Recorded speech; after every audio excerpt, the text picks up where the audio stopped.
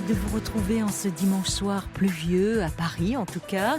J'espère que vous avez passé un bon week-end. Avant d'attaquer une nouvelle semaine, je vous propose de passer 2 heures ensemble, 2 heures pendant lesquelles vous allez pouvoir me parler de vous, en toute liberté et en toute sincérité, en appelant le 39 21 où vous attendent Jeanne et Paul. Et c'est Mickaël Sanchez qui réalise l'émission ce soir.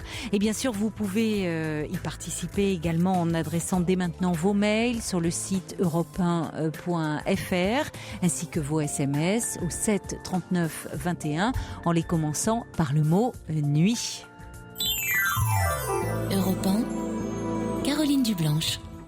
Alors dimanche prochain, le 30 juin, je serai en compagnie de Sylvain Mimoun à qui vous pourrez poser toutes vos questions sur le désir, le plaisir, des questions d'ordre médical aussi, puisque Sylvain Mimoun est à la fois gynécologue, andrologue et spécialiste de la sexualité. Donc il y a déjà certains d'entre vous qui ont envoyé des mails où vous posez des questions par mail, mais vous précisez que vous ne pourrez pas être à l'antenne. Je tiens quand même à vous dire que c'est vrai que je vous ai invité, comme à chaque thématique, si vous le souhaitez, à envoyer vos mails à l'avance, en parlant des questions que vous souhaitez voir évoquées. Mais le principe, c'est quand même que ce soit vous qui posiez vos questions en direct à l'antenne. Donc, on donnera la priorité aux personnes qui seront là en direct avec nous et je ne vous garantis pas de pouvoir lire tous les mails qui me parviennent où les questions sont posées et vous me dites que vous ne pourrez pas être présent. Donc vous pouvez envoyer vos mails sur le site europe1.fr, même je vous y encourage et vous pourrez, j'espère que vous serez présent également dimanche prochain pour parler donc de cette thématique autour de la sexualité, mais c'est vrai que c'est une émission interactive et donc on donne la priorité aux appels, vous le savez, en direct. Sinon, je passerai l'émission à lire des questions par mail. Allez, on va accueillir. Alors justement, parmi les questions, peut-être soulever les thèmes déjà que je reçois, c'est si vous aimez votre mari, mais que vous avez très peu de désir pour lui, si vous avez un compagnon qui est très accro aux films pornographiques, si vous avez du mal à avoir une érection ou à la maintenir, ou si vous souffrez d'éjaculation précoce, si certains fantasmes de votre partenaire vous font peur ou vous dégoûtent, vous aimeriez bien pouvoir parler de vos fantasmes à votre partenaire, mais vous craignez qu'il soit mal compris, vous vous demandez comment avoir plus de plaisir, vous vous interrogez sur les comportements de votre partenaire, s'ils sont normaux ou déviants, votre femme a très peu envie de faire l'amour, vous pouvez nous envoyer déjà vos mails sur le site europe1.fr. Allez, on va accueillir Dina qui est avec nous au 3921. Bonsoir Dina. Oui, bonsoir Caroline. Bonsoir. Oui, je voulais vous entretenir d'un problème en ce qui concerne la présence du père. Oui. La présence du père auprès des enfants. Bien, avec mon expérience, je me rends compte que il y a souvent beaucoup de femmes qui font des enfants et puis divorcent rapidement. Mais élever les enfants seuls, sans père, c'est pratiquement mission impossible. Alors c'est ce qui vous est arrivé, c'est-à-dire que le père est parti quand ils étaient petits? Oui. D'abord, il avait un travail dans la marine, donc si vous voulez, il partait 3 mois, il revenait 3 semaines, donc c'était quand même déjà assez compliqué, forcément, dans une vie de famille. Oui. Et je suis assez émue, parce que c'est une histoire qui me fait énormément souffrir, parce que dans la mesure où, si vous voulez, mon fils est né on a souffert énormément, quoi. Quel âge a-t-il, votre fils? Il a plus de 30 ans. Bon, comment va-t-il alors? Eh ben, il va très mal, justement. Il va très mal à cause en partie à cause de cela. Bon, parce que un divorce entraîne, en ce qui me concerne, un remariage et le remariage n'était pas plus heureux, disons. Hein. D'accord. Et votre mari, votre deuxième mari, qui n'est pas le père des enfants, a pu être présent quand même pour les enfants? Oui, mais d'une manière violente. Donc avec beaucoup de violence, beaucoup d'humiliation, et a perçu très vite les failles de mon fils aîné.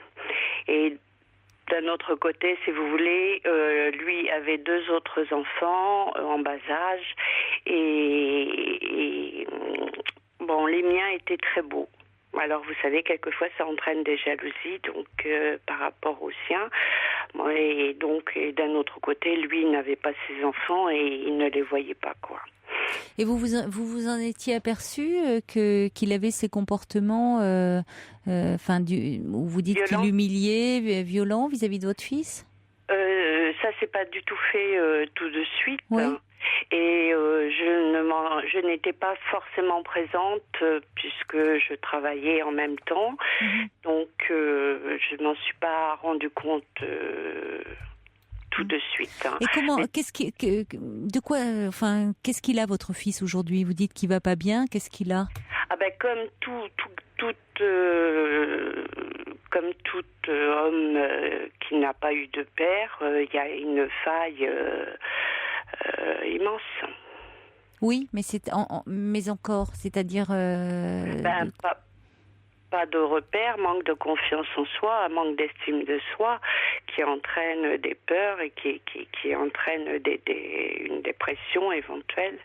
Et puis bon, il est aidé justement par rapport à ça. Il est soutenu, il se fait suivre.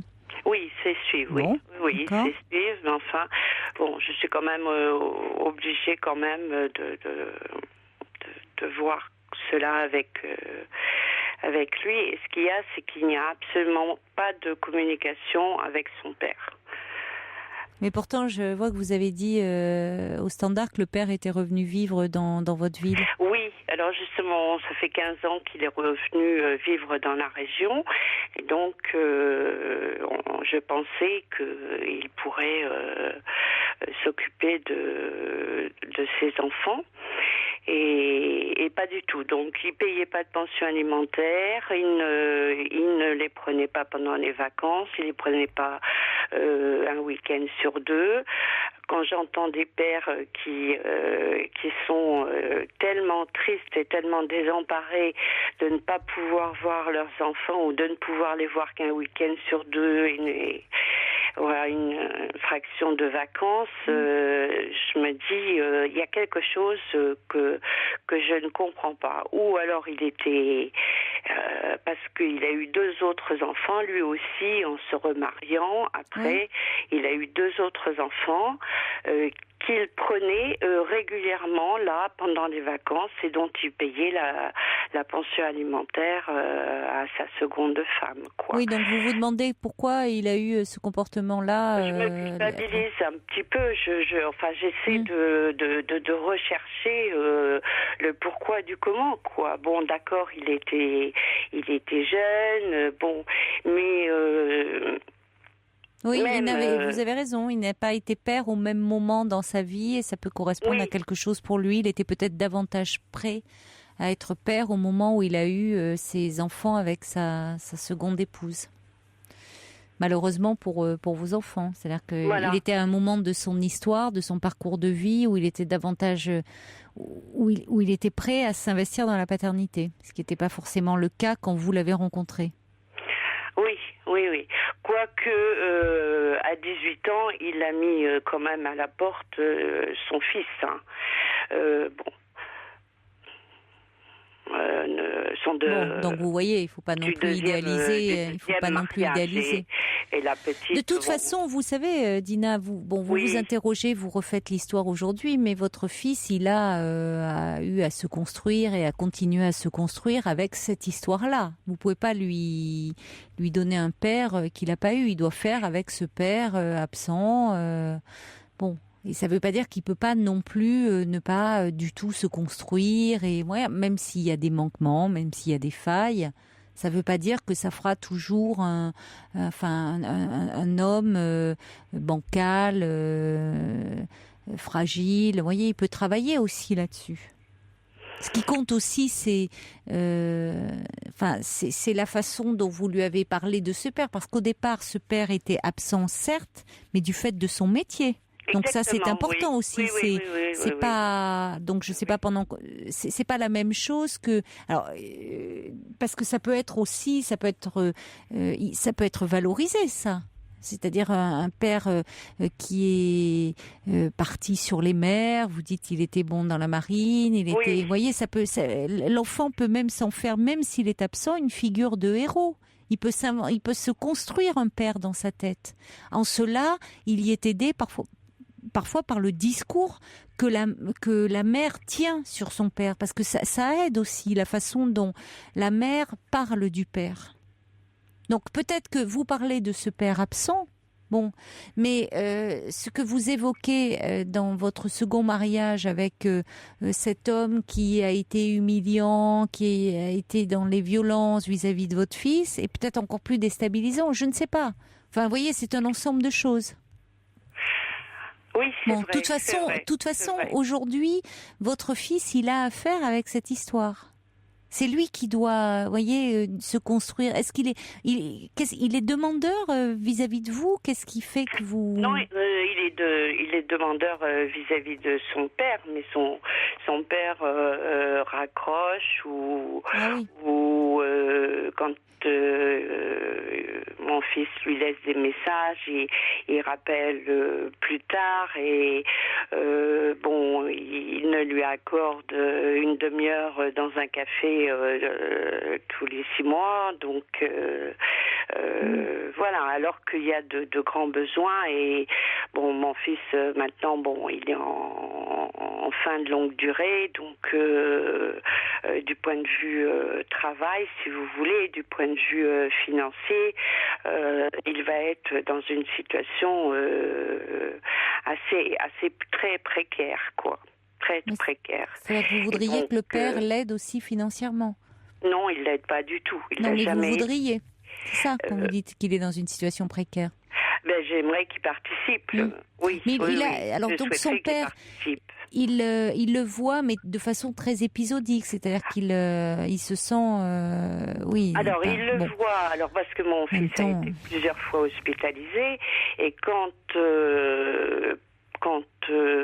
son père il y va par exemple à 7h moins 5 alors que le repas est à 7h et quand il y allait avec ses 2 plus jeunes enfants dont à l'époque la petite avait 8 ans, voilà.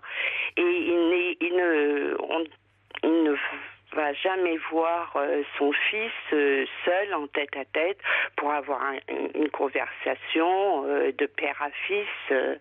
Toujours il y a quelqu'un. Alors avant, quand ses parents étaient là, à ce moment-là il le prenait juste le moment que ses parents étaient là.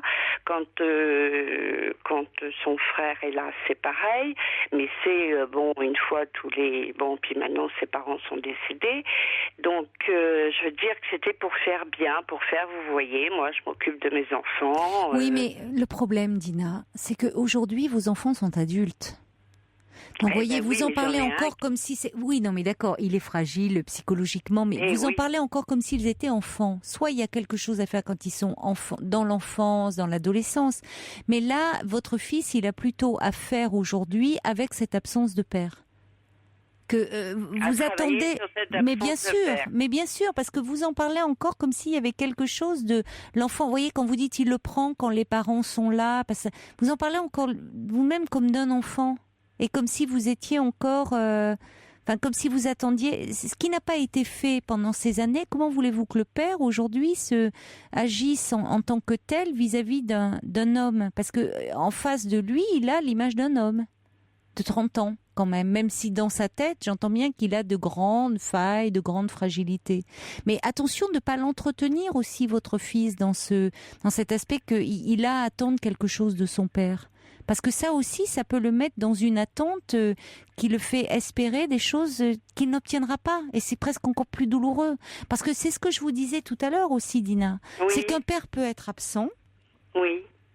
Mais être valorisé. Mais c'est-à-dire qu'il y a le père réel et puis il y a la fonction paternelle. Et c'est ce qui compte, c'est-à-dire que c'est là où l'enfant à un moment aussi rencontre c'est souvent plus la fonction paternelle d'ailleurs qui manque que le père, que la personne. On confond un peu les deux. C'est-à-dire qu'à un moment, il y a une parole autour du père. Plus que le père dans la vie, il faut que l'enfant il ait un père dans sa tête. Et donc c'est ce père-là qui lui donne aussi des repères. Et ça, si vous voulez, c'est la matrice de l'idée de règle et de l'idée de loi. C'est ce qui fait que, par exemple, on intériorise les lois. Nous tous, on est fait comme ça. C'est-à-dire que c'est pas parce que on dit la peur du gendarme, mais on sait bien qu'il y a des interdits à respecter par rapport à la route. Et c'est pas parce que si on voit un feu rouge, on se dit même s'il n'y a pas un policier derrière le feu rouge, on va s'arrêter quand même parce qu'on a intériorisé la loi. Avec le père, c'est aussi un peu pareil. On intériorise des règles. Et quand vous me parlez de ce père qui était marin, votre fils pouvait intérioriser l'image d'un père qui, du fait de son travail, partait. Mais ça pouvait être aussi une image valorisée. Un père valeureux qui allait braver comme ça l'océan, la mer, et qui pour autant pouvait être un père malgré tout, un peu une figure même héroïque. Tout dépend aussi, vous voyez, on peut se construire même avec un père. Il y a des femmes qui élèvent seul un enfant et qui, pour autant, l'enfant, il s'est construit quand même parce qu'il a une image de père dans la tête. Mais là, j'ai l'impression qu'aujourd'hui, le risque, il faut pas non plus l'entretenir dans quelque chose qu'il n'aura pas. Ça peut davantage le faire souffrir encore, ça. Parce qu'il peut rencontrer, si vous voulez. D'abord, il y a des tas d'enfants qui grandissent. Il s'est séparé très très rapidement. Mais à quel âge ? Il avait 5 ans. Oui, mais les 5 premières années, c'est quand même déterminant pour un enfant. Hein. C'est déterminant.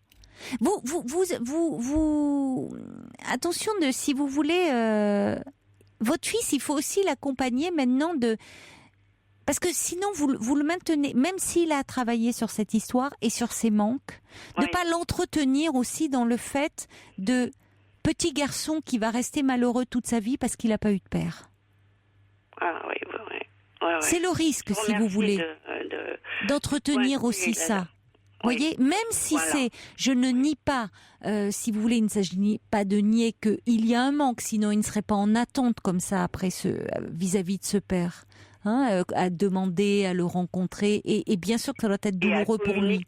Mais ce qu'il fait finalement en demandant un père qui lui donne rendez-vous dans un café, une demi-heure par-ci par-là, c'est presque plus douloureux que à chaque fois il se confronte à quelque chose de l'ordre du rejet. Pourquoi ça ? Vous voyez, c'est-à-dire que c'est presque plus douloureux que de se dire j'ai un père qui peut pas être un père avec moi, et de s'interroger sur le fait pourquoi ce père n'arrive pas à être un père. Qu'est-ce qui fait que dans son histoire il n'a pas pu être un père ? Et plutôt que lui qui reste un enfant, qui se demande pourquoi moi en tant que petit garçon je suis rejeté par ce père-là. Peut-être parce qu'il faudrait lui expliquer que ce père il n'arrive pas à être un père. Et que finalement, même vis-à-vis, vous-même, vous dites, ah oui, mais avec son autre épouse, il s'est occupé des enfants. bon, il s'est occupé des enfants, oui, enfin à 18 ans, son fils, il l'a mis à la porte, vous voyez comment il s'en occupe. Oui, bon, oui, donc, vous voyez, il faudrait plutôt dire à votre fils qu'il y a quelque chose dans l'histoire de son père qui fait qu'il est entravé et qu'il n'arrive pas vraiment à se comporter en tant que père. Et que la personnalité de votre fils n'entre pas en ligne de compte. Quels que soient les enfants qu'il a, il n'arrive pas à être un père. Parce que sinon, l'enfant, en l'occurrence votre fils, il pense toujours que c'est de sa faute. C'est parce qu'il n'était pas assez bien que son père n'a pas voulu s'occuper de lui. Et ça aggrave le manque de confiance en lui. Oui. Oui. Mais oui. Oui, bien sûr. Bien sûr. Donc, vous voyez, à un moment, il faut, c'est-à-dire travailler les manques, mais pour en sortir. Son frère, bon, ça a été la même chose, puisque on s'est séparés, j'étais enceinte de son frère. Son frère a réussi par l'intermédiaire de copains, si vous voulez, et de parents de copains. Et il a pu se construire comme ça. Oui, mais chacun est différent. Et son père est fier de lui parce que il a réussi dans la vie, professionnellement, etc. Et il se répare il a eu un enfant, un garçon d'ailleurs, très jeune, et il s'en occupe énormément. Et il y a une réparation qui se fait en lui, une maturation dans la mesure où il s'occupe de son fils énormément. Bon, laissez votre fils, il a 30 ans, il a encore, voyez, il y a des choses qui restent tout à fait, où il peut beaucoup évoluer sur pas mal de points. Là, vous dites qu'il sort aussi, enfin, laissez-lui aussi un peu le temps et il faut pas le figer dans cette image de petit garçon qui sera toujours en manque de père et malheureux de ça. Et donc, vous conseillez de ne pas, qu'il fasse moins de demandes à son père. Moi, je pense que vous devriez aller dans ce sens-là, dire que finalement, ça le confronte sans arrêt à ce manque. Et alors, c'est d'autant plus douloureux qu'il y a une rivalité avec le frère, là. Il y a le frère qui, lui... Non, il y a quand même le père qui est fier d'un des fils et pas de l'autre. Ça n'aide pas, quand même. Oui, ça n'aide pas quand même. Bon, voilà. Mais donc lui dire que la priorité, c'est que il se construise lui et que finalement, en étant un peu en disant mais avec ton frère, évidemment, avec ton frère, avec ton frère, c'est simple parce que ça flatte aussi son narcissisme. D'avoir un fils qui réussit. Mais bon, par cet enfant-là. Voilà, mais ça le flatte, mais il faut lui dire que il n'est pas flatté du tout. Bon, mais voilà, mais dire que c'est quelqu'un qui est plutôt centré sur lui. Mais attention, parce que vous ne l'entretenez pas dans ces demandes qui, à mon avis, le perturbe plus qu'autre chose. Voilà. Je vous remercie infiniment parce que justement, c'était les dernières fois. Pourtant, il y a d'autres personnes qui lui ont dit, tu sais, si à 30 ans, ton père ne te souhaite pas ton anniversaire, fais-en ton deuil, quoi. C'est un deuil qu'il a à faire. Finalement, d'une certaine façon, oui, et peut-être que justement, quand il sera moins en demande, c'est son père qui fera comme il a fait avec son autre fils, quand il verra l'important c'est qu'il se construise et lui dire qu'il en est capable, qu'il peut se construire et que de ce manque, d'un manque d'amour maternel ou paternel bien compris, bien cerné, on peut en faire quelque chose, on peut se dépasser, on peut le surmonter. Bien sûr qu'il en reste des failles, il en reste une blessure, mais c'est aussi à partir de ces blessures que souvent on sublime ces blessures à travers ce qu'on entreprend aussi dans la vie, à travers d'ailleurs que ça soit dans la vie personnelle parce qu'on va réparer, on va combler dans ces en voulant créer sa propre famille, ça peut être à travers un métier parce qu'on va s'adonner à une passion, ça peut être quelque chose dans lequel on va s'investir et obtenir une reconnaissance que l'on n'a pas eue auprès d'un parent. Donc on peut en faire quelque chose, vraiment. Et plutôt il faut l'encourager là-dedans plutôt que de rester dans une position d'enfant malheureux qui comptabilise ses manques. Parce que là, il n'avance pas. Je remercie. Parce que ça, il peut le faire en thérapie. Le thérapeute va l'aider. Il ne s'agit pas de nier la souffrance qui est là et qui est indéniable. Mais en revanche, pas le maintenir lui dans une position. Moi aussi de prendre du recul par rapport à cette souffrance de mère. Oui, je crois, oui, vous avez besoin de ça. D'accord, Voilà. tant mieux alors. Je vous remercie Je vous en infiniment, prie. Caroline. Je vous en prie. Au revoir, Au Dina. revoir. Au revoir.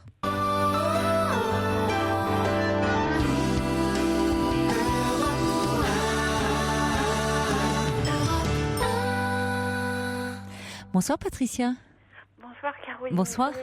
Je suis toute... j'ai le cœur qui bat la chamade là. Bon, écoutez, Voilà. il va ralentir un petit peu Oui, voilà, je vais au fil du respirer un temps, peu. ne vous inquiétez pas. Oui. Alors peu voilà, de moi je suis stress. très en souci, oui. Hmm. J'ai ma fille qui va avoir 28 ans bientôt, au mois d'août. Oui, C'est la dernière.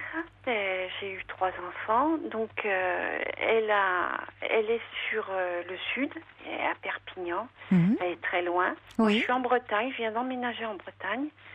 Et il y a sa sœur à côté d'elle. Et sa sœur veille tout le temps, elles ont 10 ans de différence. Elle veille tout le temps sur... la grande veille toujours sur la petite. Et voilà. C'est depuis qu'elles sont toutes les deux à Perpignan. Ma grande est mariée, a 2 enfants, 2 grands, enfin... Mais elle veille sur sa sœur. Et là, elle m'a téléphoné hier en me disant, maman, elle est pas bien, elle est de nouveau en train de plonger. Elle a fait une grosse dépression nerveuse au mois de mars 2012. Donc je suis allée en vitesse dans le sud. oui. J'ai dû la faire hospitaliser parce qu'elle avait pris beaucoup de cachets. Et elle avait appelé les pompiers. Donc C'était la première fois qu'elle faisait comme ça une dépression Non, sévère? c'était la Non. deuxième fois. Mhm. Et bon, elle était majeure, mais le médecin, voyant qu'elle n'était pas bien, il me dit c'est à vous de prendre la décision. Donc je l'ai fait Oui. hospitaliser Oui. là-bas dans le sud. Elle a été hospitalisée 10 jours. Elle m'a remerciée parce qu'elle m'a dit mais qu'est-ce que je me sentais bien. J'étais bien. Sa sœur était fin folle en disant ouais, tu la mets à l'hôpital, mais elle n'a pas besoin de ça, je suis là. J'ai dit non, on la laisse. Elle, c'est vrai qu'au bout de 15 jours, elle était mieux. Elle est sortie avec un traitement Oui. très, très important. Oui, ça lui a fait du bien l'hospitalisation. Elle s'est sentie Oui. un peu coupée de En sécurité. Elle a vu Mm. des gens aussi Mm. qui étaient beaucoup plus mal qu'elle. Oui, ça l'a rassurée aussi finalement sur son état, elle était mal, mais qu'il y avait des gens qui étaient encore plus mal qu'elle. Voilà, Ça peut elle m'a dit mais je suis normale. Oui. Je dis mais bien sûr. Oui, Bien oui. sûr, il n'y a pas de... Et elle aidait des dames à se coiffer, puisqu'elle a fait des études pour la coiffure. Oui. Elle aidait des dames Ah à oui, se c'est elle qui coiffer. aidait les autres. Oui, d'accord. Oui, c'est elle qui aidait les autres. Oui, oui, oui. Qui ramassait les mégots, Mm. Je la trouvais un peu mieux. Mais Oui. bon, elle a repris le travail, et puis ça s'est pas arrangé, finalement. Et elle dit qu'est-ce qui l'a fait souffrir comme ça? Elle nous l'a avoué l'année dernière, au mois de mars. Quand c'est le cousin de son papa qui l'a retrouvé une nuit à une fête familiale et elle m'a dit c'est Philippe, il m'a fait quelque chose, il m'a touché, voilà. Nous, elle nous a dit que ça. Mais quand elle était enfant? Elle avait 6 ans. Ah oui, en effet. Elle nous a bien, elle a bien tout expliqué. Et elle en a parlé seulement là, au moment Oui. où elle a été hospitalisée, où elle a Oui. craqué. Bon, Oui. c'est important qu'elle puisse, Mais enfin parler de ça. Et elle a été confrontée à cet homme-là depuis. Qu'est-ce qu'il fait? Non. Elle a été à Alors, nouveau en il y a- contact avec lui? Il y a une enquête très très sérieuse. On a tous été entendus. Oui. Lui nie les faits, forcément. Oui. Mais il y a une enquête. Elle a porté plainte, elle a lancé. Je lui ai dit même si ça n'aboutit pas à grand chose, mais toi t'auras fait la démarche. C'est quelque chose qui ne sera pas, qui ne sera pas plus caché, quoi. Je lui ai dit il faut te libérer de ça. Mais elle fait un travail avec une équipe, je pense, qui est extraordinaire là-bas sur Perpignan. Elle est suivie dans un petit centre avec les infirmières psy. Oui. Mais elle voit un psychiatre qu'une fois par mois et puis qui lui donne une ordonnance, qui lui prescrit une ordonnance pas possible et qui l'arrête 4 mois d'affilée, quoi. Et là, je l'ai eu au téléphone hier, je l'ai eu au téléphone ce soir. Elle veut plus sortir de chez elle. Elle me dit, j'arrive plus à faire mes papiers. Je lui dis, bon, si tu veux, je viens, je descends. Ah non, je veux pas que tu viennes, je vais me débrouiller. Je lui dis, si tu as besoin de ta sœur, elle peut t'aider à faire les papiers. Au moins ça. Tu veux pas autre chose? Alors, elle mange pas beaucoup. Elle me dit, j'ai pas assez d'argent. Et elle pourrait pas venir un peu chez vous se reposer, parce que si elle a un arrêt comme ça de travail aussi long, il peut y avoir avec une possibilité, voyez. Je lui dis, viens, je viens. Alors, je lui dis, bon, tu vas prendre le train, tu vas venir me voir. Elle me dit, oh non, le train, tu te rends compte, faut que je repasse par Paris. Je dis, bon, je viens. Elle est angoissée. Donc, oui, alors à ce moment-là, allez la chercher. Ça serait peut-être bien qu'elle soit pas seule, parce qu'elle vous dit non, mais je pense que ça serait quand même important qu'elle soit entourée. Et je lui ai dit, bon, tes papiers, si tu veux, on les fait ensemble, parce qu'on a déjà fait plein de démarches. Je lui ai dit, je fais tes papiers avec toi. Elle me dit, mais j'arrive pas à faire mes papiers, maman. C'est les papiers pour la sécurité sociale et tout ça. Elle n'avait pas envoyé son arrêt de travail. Alors parce que tout ça, c'est vrai que c'est un peu fastidieux. Et quand elle est, ça lui paraît compliqué, parce que actuellement, tout est... Elle me dit, je suis submergée, tu te rends compte? Oui, mais forcément, c'est son état. Elle est très vite submergée partout. Hein. Je ne peux pas payer mes loyers. Alors, j'ai payé les 2 loyers. J'ai dit, écoute, tu vas demander à ton papa, parce que son papa, on est séparés. J'ai demandé à ton papa, il lui a envoyé un petit chèque. Je dis, bon, il est au courant aussi, son père, enfin, il est, il est aussi bien, enfin, il s'occupe bien d'elle aussi, de son côté. Non, elle est déçue, mais bon, je lui dis, c'est ton papa. J'ai bien aimé ce que vous avez dit à la précédente interlocutrice. Adina, oui. En tout cas, quand elle l'a contacté en disant qu'elle avait actuellement des problèmes pour payer son loyer, il lui a quand même envoyé un petit chèque. Il lui a envoyé. Je lui ai dit, on va lui redemander. Non, je peux pas lui redemander. Je dis, moi, je vais lui demander qu'il t'aide de nouveau. S'il fait un petit chèque, il fait un petit chèque. Moi, je lui envoie de quoi manger, mais ma grande me dit, mais elle achète rien, elle fait pas de courses, c'est nous. Qu'est-ce qui fait que la grande s'occupe autant de sa sœur comme ça? Parce que c'est incroyable. Comme d'ailleurs, même elle n'était pas contente que vous l'ayez fait hospitaliser en disant je suis là. Qu'est-ce qui Bon, alors en même temps, c'est. Je sais pas. Mais qu'est-ce qui fait qu'elle ait pris? Elle a quel âge, votre fille aînée? Elle a 37 ans. Ouais, presque 10 ans de plus. Oui, parce qu'elle s'occupe d'elle avec une sollicitude incroyable, hein. Oui. Elle a su, elle ne savait pas, elle a appris aussi ce qui s'était passé. Au mois de mars aussi, oui. Et elle, il n'y a pas eu de problème avec cet homme, elle a pas... Non, elle a été entendue aussi. Je dis, mais elle m'a dit non, moi jamais j'ai eu... Et quand elle était petite, il n'y avait pas eu de changement de comportement? Si. Ça a été une enfant qui était extraordinaire, qui était joyeuse, qui était... Elle est toute mignonne, c'est vrai. Mon frère me dit, elle est belle comme tout, elle est ravissante. Elle était joyeuse et tout, et d'un seul coup, coléreuse, coléreuse. Et ma belle-mère me disait toujours, ma pauvre chérie, elle a l'adolescence qui l'a pris plus tôt que prévu, c'est une horreur. Et oui, on ne savait plus comment la prendre. Oui, du jour au lendemain. Ah oui, du jour au lendemain, à l'âge de 6 ans. Ben oui. Et là, il lui a gâché sa vie. Non, sa vie est loin d'être. Sa vie commence, hein. Enfin, il lui a. C'est vrai que forcément, ça. C'est un événement qui est très marquant, qui est à l'origine d'une grande souffrance, bien sûr, et en premier lieu pour elle. Mais il y a des événements qui peuvent conditionner une vie. J'ai envie de dire heureusement qu'elle a craqué, hein. Heureusement qu'elle a craqué, et que on voit parfois quand il y a une dépression comme ça qui émerge, ou des choses comme ça, des traumatismes peuvent s'exprimer qui étaient là, mais qui était complètement refoulé et qui agissait, mais à bas bruit.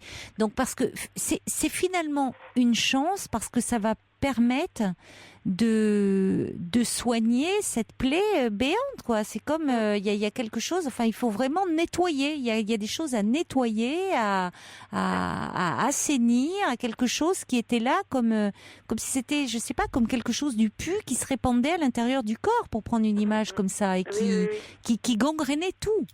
Oui. Donc, quand il y a quelque chose qui craque, c'est là où parfois la dépression, on dit évidemment c'est terrible quand on le traverse, mais ça peut être aussi l'occasion, une chance qui nous est donnée de travailler sur quelque chose qui nous fait terriblement mal. Alors, ça ne veut pas dire, quand il y a dépression, quand il y a quelque chose qui craque comme ça dans le psychisme, qu'il y a eu forcément un traumatisme grave de l'ordre de l'abus sexuel. C'est-à-dire, c'est pas, il ne faut pas chercher systématiquement, non, de ce côté-là. Il peut y avoir une accumulation des manques, des choses, enfin, dans l'histoire qui se sont répétées, qui font que la personne va développer ça. Mais en l'occurrence, pour votre fille, il y a cet événement, et sur cet événement, c'est aussi greffé d'autres choses aussi, vous voyez ? Oui, oui. Bon, donc ça va être l'occasion, parce que elle est encore très jeune, elle a 28 ans, Oui. donc je veux dire, finalement, tant mieux que ça craque maintenant, parce que par rapport à sa vie de femme, peut-être sa vie future, de si elle veut un jour avoir des enfants et autres, tout reste à faire. Voyez, alors qu'elle aurait pu porter ça en elle encore, cette fièvre comme ça qui couvait en elle pendant des années et des années, et que ça l'empêche de se construire, de construire sa vie. Alors en ce moment, oui, mais en ce moment, je vais vous dire. Elle s'en tue dessous, quoi. Oui, mais parce que si vous voulez, quand on est elle est plongée dans un autre temps. C'est-à-dire qu'elle est plongée aussi dans le temps du traumatisme. D'accord. C'est-à-dire qu'elle a ouvert les vannes de ce qui s'est passé lorsqu'elle avait 6 ans aussi. Donc le temps, c'est, si vous voulez, quand il s'est passé comme ça quelque chose de traumatisant, c'est comme si c'était hier dans le psychisme. Alors moi, je la bouscule. Elle me dit, tu te rends compte, je peux pas payer mon loyer. Ben, j'ai dit, la seule façon de payer ton loyer, ma fille, c'est de bosser, c'est d'aller travailler. Elle peut pas en ce moment. Hein. Et non, là, elle peut pas. Elle ne peut pas là. Hein. Donc, non. Lui dites pas ça pour le moment, parce que pour le moment, visiblement, elle n'est pas en état. Et puis elle pourra. Il faut lui dire qu'elle pourra à nouveau, qu'elle pourra aller travailler quand elle ira mieux. Que pour le moment, la priorité, c'est vraiment de tout mettre en œuvre pour parler de ce qui lui fait mal et sortir de cette dépression, et qu'elle met tout en œuvre en parlant de ce qui lui pesait. L'équipe toutes les semaines. Alors je dis bon si tu peux venir, si tu veux venir. Non, je veux pas venir. Non, je veux pas aller. J'ai dit mais il faut changer d'air. Viens m'aider à défaire mes affaires. Oui, mais peut-être que bouger. Et puis, en même temps, c'est vrai que si elle a entamé quelque chose avec une équipe, c'est peut-être bien qu'elle puisse continuer. Alors, à moins que vous veniez un petit peu chez elle, voyez, mais sans la bousculer. Oui, sans la bousculer, en disant il faut que tu fasses, en suivant son rythme, ou en faisant un peu des petites sorties avec elle, mais pas en lui disant il faut que tu fasses ci, il faut que tu fasses ça. C'est-à-dire en la sollicitant un petit peu, parce qu'elle n'est pas en mesure, elle n'a pas l'énergie pour faire des choses, donc en lui proposant des choses, mais vous savez que ça lui sera agréable, ou même si au départ elle rechigne un peu, mais vous voyez, pour le moment, des choses qui peuvent lui être agréables. Pas trop lui parler de l'avenir où il va falloir, qu'elle retravaille, parce que bien sûr qu'elle va retravailler d'ailleurs, elle va pas rester tout le temps comme ça, de plonger dans cette dépression. C'est ma petite fille. Bon, ma petite fille, c'est vrai qu'elle a 19 ans, ma petite fille, donc elles sont très souvent ensemble, et elle me dit, tu sais mamie, tout ce qu'elle veut faire, c'est aller travailler avec des fleurs. Alors elle veut faire une formation de fleuriste. Pourquoi pas? J'ai dit mais c'est très bien. Elle a envie de ça. C'est bien déjà qu'elle ait des envies. Et qu'elle ait une envie comme ça, c'est formidable, c'est bien. C'est, voyez, c'est qu'il y a quelque chose en elle qui tout n'est pas éteint, et c'est bien. Oui, mais je disais à sa sœur, peut-être qu'il faut qu'elle aille vraiment très loin dans cette dépression. Elle me dit, tu te rends compte, elle a les yeux dans le vague, elle est pas cohérente, elle va bien. Elle mange avec nous, puis d'un seul coup, pof, on ne sait pas pourquoi elle s'en va, elle rentre chez elle à pied. Oui, mais c'est parce qu'elle est un peu absente elle-même, absente à tout. Elle a besoin, c'est-à-dire qu'elle peut apprécier des moments où elle est entourée, et puis en même temps, c'est un ralentissement de tout, hein, de la pensée, de la motricité, de tout est ralenti quand on est en dépression. La parole, le débit verbal, les gestes, la pensée même, c'est-à-dire que la personne, ça donne le sentiment, elle a des problèmes de concentration, de mémoire. Bon, ça revient, hein, tout ça, tous ces processus-là, mais il faut du temps, tout est ralenti. D'accord. Donc, en même temps, si elle a ce désir, pourquoi pas, c'est un très beau métier, fleuriste, l'encourager, c'est-à-dire dire, bah oui, à 28 ans, si elle est dans la coiffure, que ça lui plaît moins, ça lui plaît plus, elle peut tout à fait entreprendre une formation. Vous voyez, fleuriste, en même temps, c'est travailler les fleurs, s'associer à des événements, à des événements heureux, faire plaisir. Bon. Elle fait beaucoup de choses, de la décoration, elle est très... Elle a envie de beauté dans la vie aussi, elle a envie de quelque chose, elle a suffisamment côtoyé, elle est confrontée à quelque chose qui l'a... vraiment à la laideur du monde, à ce qui l'a abîmée, et bon, elle veut travailler. Elle me dit, je suis en colère après le monde entier. Ma fille, c'est le monde entier. Et pour le moment, oui, mais ça se comprend. Oui. Parce que souvent c'est de la colère. La dépression, c'est aussi beaucoup de colère qu'on retourne contre soi. Donc le fait qu'elle puisse commencer à dire, à l'exprimer cette colère. Et que pour le moment, même si c'est pas des personnes déterminées ou des situations, mais le monde entier, oui, il faut l'entendre. C'est-à-dire que c'est déjà, au lieu de la retourner contre elle-même, elle peut commencer à dire qu'elle est en colère, plutôt que de retourner sa colère et son agressivité contre elle-même et de se déprimer. Donc c'est déjà un pas, c'est bien qu'elle exprime sa colère. Au début du mois, et elle a des raisons d'être en colère. Elle a des raisons d'être en colère contre cet homme qui a porté atteinte à son intégrité, non seulement physique, mais aussi psychique. Et puis de ne pas s'être sentie protégée aussi, quand elle était petite. Hein, c'est-à-dire qu'à un moment, c'est aussi un univers qui s'effondre. C'est-à-dire les adultes en qui on fait confiance. Quand on a 6 ans, on fait confiance aux adultes. Les adultes, c'est en plus quelqu'un de la famille, on lui fait confiance. Et quand un adulte se permet ça, c'est tout l'univers qui s'effondre. Donc, on comprend que là, c'est la petite fille qui s'exprime et qui, le monde entier n'a plus de sens. Je l'ai vue l'année dernière quand elle m'a dit ça.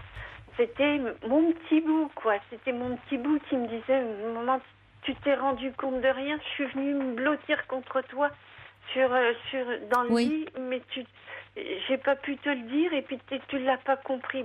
Sinon, je m'en rappelle même pas que... tu m'as pris dans tes bras, mais c'est tout. Oui, tu m'as pas alors parlé. qu'elle se souvient très bien de tout. Vous voyez, tout est bien inscrit. Mais évidemment, vous, en même temps, qu'est-ce que vous voulez, Patricia ?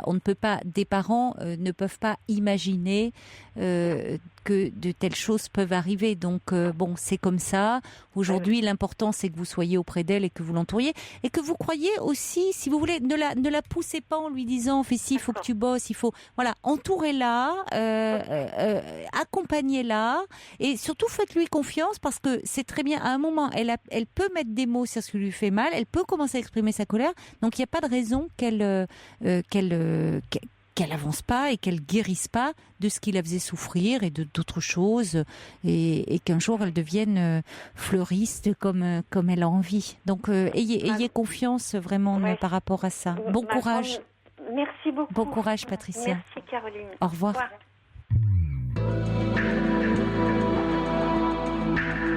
Toutes vos confidences à Caroline Dublanche au 39 21. 39 21. 34 centimes la minute. C'est la deuxième heure de votre libre antenne sur Europe 1. Nous sommes en direct jusqu'à 1h. La ligne est ouverte au 39 21 et vous pouvez continuer à appeler pour me parler de vous. Également pour réagir, si un témoignage vous donne envie de le faire. Vous pouvez aussi nous envoyer vos messages par SMS au 7 39 21 en les commençant par le mot nuit. Alors Samia de Nice dit justement, on revient sur le témoignage de Patricia. Patricia qui nous parlait de sa fille de 28 ans qui fait une dépression et qui a révélé un abus sexuel subi alors qu'elle avait 6 ans.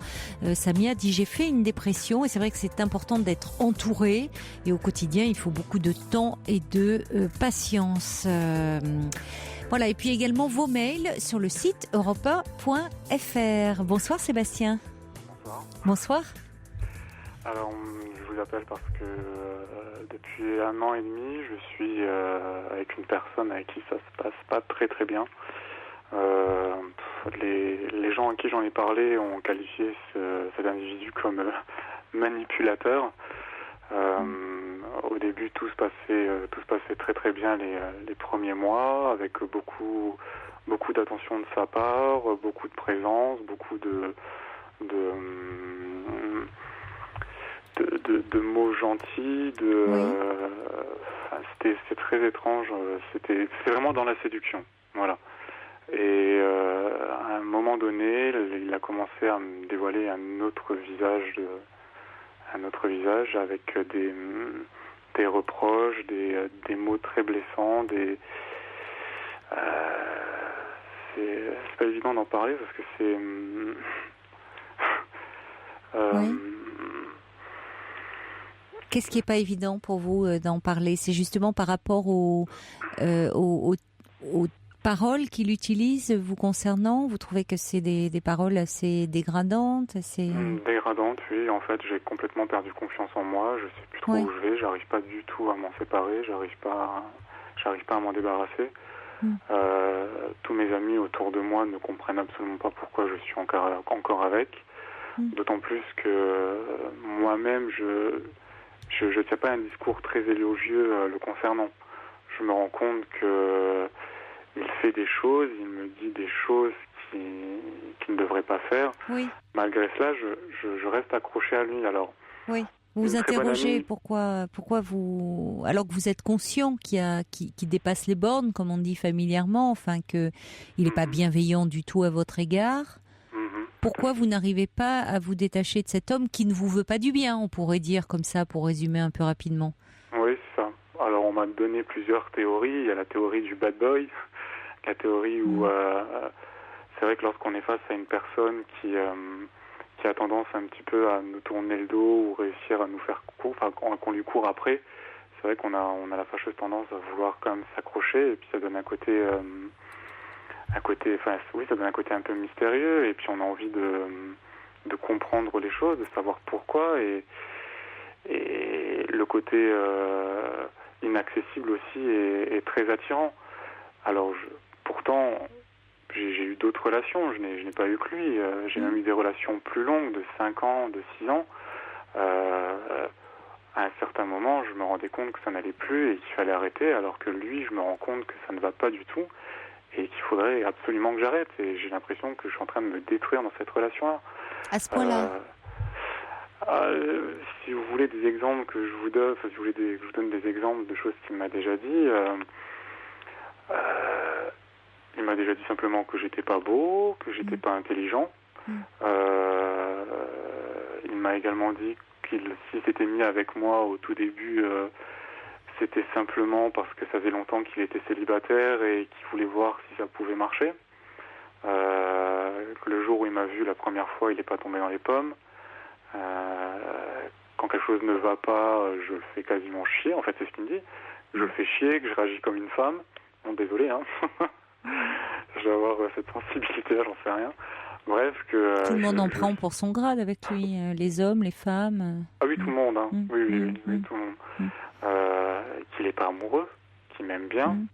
Je me suis séparé de lui il y a quelques temps de ça, il y a à peu près un mois et demi de ça. Je me suis séparé de lui, j'ai voulu qu'on arrête parce qu'il n'est pas fidèle. Et au bout de 3 semaines, il est revenu la bouche en cœur en m'appelant un soir, en me demandant comment j'allais et en m'annonçant qu'il voulait me revoir. Au tout début de notre relation, j'ai également, on s'est séparés 1 mois et demi après notre relation, parce que je trouvais qu'il y a quelque chose qui clochait, il y a quelque chose qui n'allait pas, qui n'était pas vraiment logique dans son comportement. Et à chaque fois, il revient quand même à la charge pour qu'on puisse continuer quelque chose tous les deux. Et c'est ça qui est très frustrant, c'est me rendre compte que je suis face à une personne qui est un mur, parce que lorsque j'essaie de lui parler, quand j'essaie de lui exprimer mes sentiments vis-à-vis de lui, ou lui dire que je suis pas bien, parce que ça me fait souffrir, ça me fait mal d'être face à... Oui, ça se comprend, parce que il vous dévalorise, donc vous pouvez pas être bien. Et comment il réagit par la froideur? Oui. Oui. Ça reste un mur. Voilà, il est de glace. Oui. Je le fais chier. Il dit rien, il dit je me casse. Voilà, c'est ça. Il ne manifeste aucune empathie vis-à-vis de vous, aucune sensibilité. Ce que vous pouvez ressentir, il n'en a que faire. Oui, mais c'est que faire? Vous pensez qu'il n'en a rien à faire? Ah oui, je pense qu'il n'est pas du tout... Oui, effectivement, je pense qu'il... En tout cas, il vous l'affiche, mais je pense que ça correspond, effectivement. C'est quelqu'un qui n'est pas à même de pouvoir se mettre à la place d'autrui. Et d'éprouver, donc, quand vous lui dites que vous êtes triste, que ça vous rend malheureux, lui, ça ne l'affecte pas du tout. Alors que dans une relation, si vous voulez, d'amour, c'est important d'avoir le souci de l'autre, de veiller, même si ça peut arriver qu'on puisse avoir, je sais pas, avoir une parole qui blesse parce qu'on est en colère, ou un comportement aussi qui a pu déplaire, mais si l'autre nous en fait part et qu'on se rend compte que ça l'a vraiment blessé, que ça lui a fait du mal, quand on est attaché à cette personne et qu'on aime cette personne, on fait en sorte de ne pas reproduire ce comportement, en tout cas, ou de s'en excuser, ou d'expliquer, voyez, que c'était par un mouvement de colère, mais parce qu'on se met à la place de l'autre. On n'a pas envie volontairement de faire du mal. Or là, c'est ce que vous pouvez ressentir. Il s'en fiche, pour parler clairement. Je me reconnais même pas du tout dans ce genre de relation-là. Pourtant, je suis quelqu'un qui a du caractère, quelqu'un qui arrive quand même à s'affirmer un minimum. Mais face à lui, Oui, mais c'est ce qui est intéressant en même temps, Sébastien, parce que, si vous voulez, c'est que dans ces relations où on est comme ça dépassé, où la volonté ne suffit pas, c'est-à-dire que je ne doute pas que vous soyez quelqu'un qui ait du caractère, qui sait s'affirmer dans les relations, et il se trouve qu'avec cet homme-là, vous perdez pied, et alors qu'il vous rabaisse, vous n'arrivez pas à partir. Ce que normalement la logique vous dirait de faire est le peu d'amour propre. Vous direz c'est bon quoi, je m'en vais. Donc parce que ça touche à quelque chose d'inconscient chez vous, c'est-à-dire qu'on ne peut l'autre ne peut nous manipuler d'une certaine façon que si on donne prise. Ça veut pas dire qu'on est qu'on le veut bien et que on aime ça, pas du tout. C'est qu'on donne prise parce que il trouve la faille. Si vous voulez, c'est toute la force des gens qui savent manipuler, qui ont cette perversité, c'est qu'ils savent très bien repérer les failles chez autrui. Et donc mettre le doigt dessus, s'y engouffrer, et donc ils peuvent manipuler à loisir parce qu'ils touchent quelque chose qui reste un angle mort chez nous, une zone d'ombre, quelque chose qu'on n'a pas bien, qui n'est pas en lumière, voilà, qui n'est pas en lumière. C'est par plaisir, c'est inconsciemment qui réagit. Ils s'en nourrissent, c'est-à-dire qu'ils se nourrissent de cette relation d'emprise. Alors, si vous voulez, à un moment, ça touche quelque chose de votre personnalité, de votre histoire, qui pour le moment est dans l'ombre. Et que vous ne pouvez pas, vous n'y avez pas accès, mais ça touche quelque chose de votre histoire à vous. C'est en ça qu'il y a toujours quelque chose de singulier dans une rencontre. Et il y a des rencontres qui nous font évoluer, grandir, progresser. Et puis il y a des rencontres qui peuvent nous mettre à terre. Jusqu'au point où on peut, au contraire, ces rencontres qui sont toxiques, elles peuvent aussi nous permettre de grandir et d'évoluer pour peu qu'on se penche dessus. C'est-à-dire qu'à partir du moment où, comme vous le faites, en parlant à vos amis, en appelant là ce soir, vous vous dites quand même, qu'est-ce qui fait que, alors que cet homme vous rabaisse, vous dénigre, vous dévalorise, enfin lui-même dit j'ai rien à faire avec toi, mais bon, et là, que vous soyez comme un pantin entre ses mains.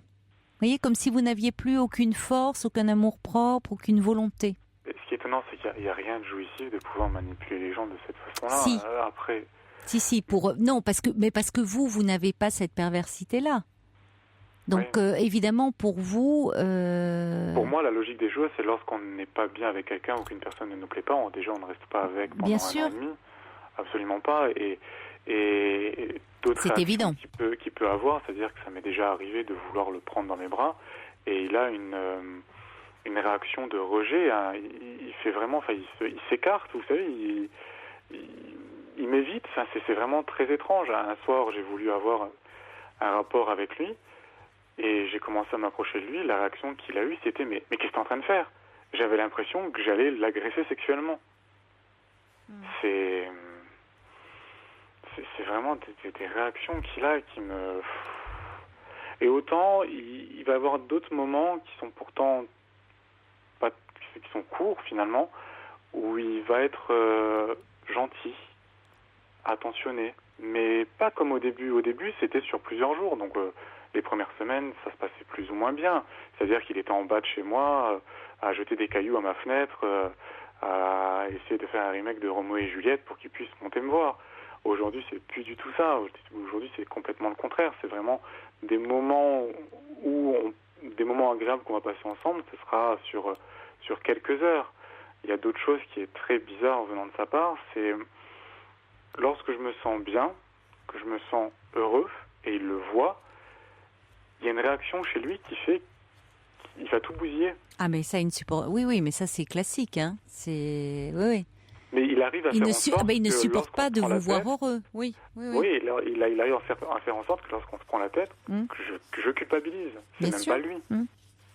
C'est moi qui ne va pas être bien. Oui, vous êtes tombé sur quelqu'un qui est vraiment dans une perversion.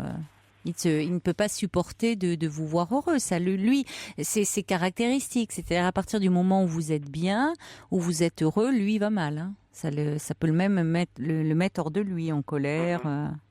Ouais. Mais ce que je ne comprends pas, c'est pourquoi Non, mais à un moment, vous savez, Sébastien, c'est-à-dire qu'il ne faut pas chercher à comprendre pourquoi lui, enfin, c'est à comprendre qu'est-ce qui fait que vous restez là-dedans. En tout cas, vu ce que vous décrivez, oui, il y a quelque chose, on est vraiment dans la manipulation, quelqu'un qui est dans une perversité avec vous. Et à un moment, il faut que vous alliez en parler, que vous fassiez... Prenez rendez-vous avec quelqu'un et parlez-en véritablement. Je vais vous avouer que je suis une psychanalyse actuellement. Bon, bah alors, vous avez tout loisir d'en parler quand même, hein? Oui, bien sûr, mais c'est bien aussi d'avoir la vie. Mais vous avez un retour quand même là-dessus, ou vous avez quelqu'un qui reste impassible, votre thérapeute ne vous dit rien par rapport à ça? Non, elle réagit? Oui, elle réagit pas. Bon, alors à un moment, vous aussi, vous allez réagir. Ouais. Vous voyez ce que disent les auditeurs, pas d'empathie, emprise, fuyez. Oui, c'est sûr. Lui, il changera pas, hein, Non, je pense pas. Non, de toute façon, il m'a bien dit qu'il resterait tel qu'il est. C'est ça qui fait que c'est surprenant d'avoir une personne en face de vous où vous lui dites ce que vous ressentez, ce que vous éprouvez, le mal que vous pouvez avoir, et des choses que vous pourrez attendre de sa part, et qui vous disent de toute façon, je suis comme ça, je ne changerai pas. Non, mais bien sûr, non, mais il y a une froideur affective. C'est-à-dire que il faut vous dire aussi qu'il ne ressent pas. C'est-à-dire qu'il ne ressent pas les émotions comme vous pouvez les ressentir, et les sentiments. Hein. Vous avez une véritable froideur, quelqu'un qui est dans une froideur affective. Donc effectivement, il n'a aucune empathie vis-à-vis de vous. Hein. Ça, soyez-en assurés. Lorsque j'essaie de m'en débarrasser, ou lorsque je lui tourne le dos, étrangement, il revient à la charge. Oui, mais évidemment. Parce qu'en tant qu'objet, vous lui échappez. Donc c'est de l'emprise. Ce n'est pas par rapport à de l'attachement qu'il a pour vous, parce que vous lui manquez. Il veut vérifier l'emprise qu'il a sur vous et pouvoir continuer à exercer le pouvoir qu'il a sur vous. C'est uniquement dans ce but-là qu'il vous rattrape. Hein, ouais. pour tester le pouvoir qu'il a et l'emprise.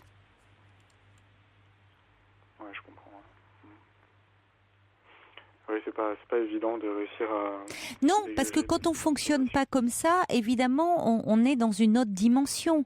Donc vous essayez de mettre du sentiment, de l'affect, de là où vous avez en face de vous quelqu'un qui fonctionne et qui a milieu de ça, des émotions et des sentiments. Vous voyez, donc vous n'êtes pas du tout dans la même logique d'être et de penser.